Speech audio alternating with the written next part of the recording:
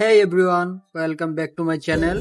In this quick video, I will show you how to switch accounts on Roblox in under a minute.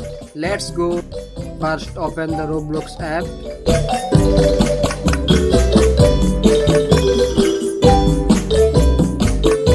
Tap on the three dots menu at the bottom right corner on your phone. Then scroll down.